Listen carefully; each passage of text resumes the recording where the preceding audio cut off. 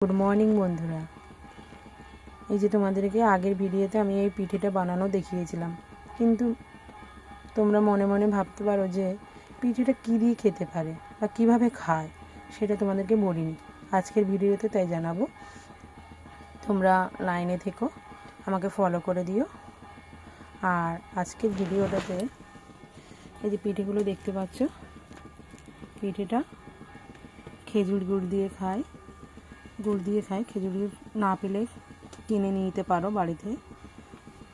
আর এটাকে দুধে দিয়েও খায়, সেটা আজকে তোমাদেরকে দেখাবো দুধে দিয়ে কিভাবে খায়। আমি ওই যে পিঠেগুলো নিয়ে নিয়েছি, প্রায় 14-15টা পিস দেখতে পাচ্ছ। পিঠেগুলো নিয়ে নিয়েছি।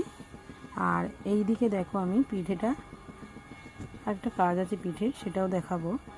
আর এই যে 1 কেজি মতন দুধ নিয়ে নিয়েছি, সেটা ফুটিয়ে নিচ্ছি আগে। হালকা একটু লবণ দিয়েছি যাতে টেস্টফুলটা আসে।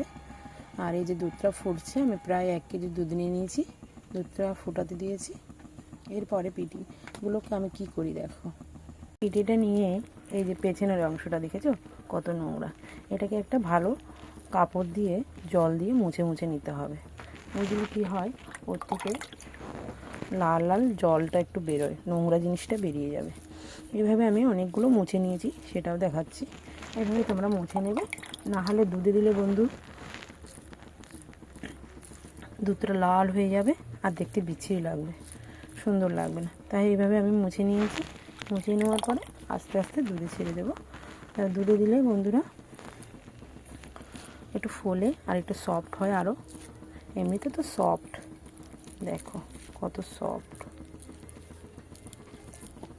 খুব সফট। এভাবে মুছে নিয়ে আস্তে করে দুধে দিয়ে দেবো। এইগুলো আমি মুছে নিয়েছি, তারপরে দুধেতে ভেজাতে দিয়ে দেবো। চিনি নিয়ে নিয়েছি, কেউ চিনি নিতে পারো, কেউ বাতাসাও নিতে পারো, যে যেটা ইচ্ছে সেটা ইউজ করতে পারো। দিয়ে আমি এটা মোছা হয়ে গেলে, দুধটা হয়ে গেলে দুধটা একটু ভালো করে ফোটাতে হবে, যে যত গাঢ় করতে পারো দুধটা সেইভাবে ফুটিয়ে নেবে। এবার করা যাক, তাহলে এক এক করে আমি দুধের মধ্যে এটা দিয়ে দেবো। দুধটাও আমার হয়ে গেছে, তারপরে তোমাদেরকে দেখাবো কিভাবে খেতে। মোছা হয়ে গেছে, এবার দুধেতে ভিজিয়ে দেব। কি সুন্দর মোছা হয়ে গেছে, একটু নোংরা নেই নিচের অংশটা তো অনেক।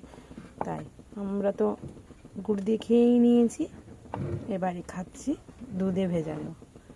তাই তোমরা কেমন হয়েছে সেটা আমাকে অবশ্যই জানা। চিনিটা দিয়ে দিচ্ছি মতন।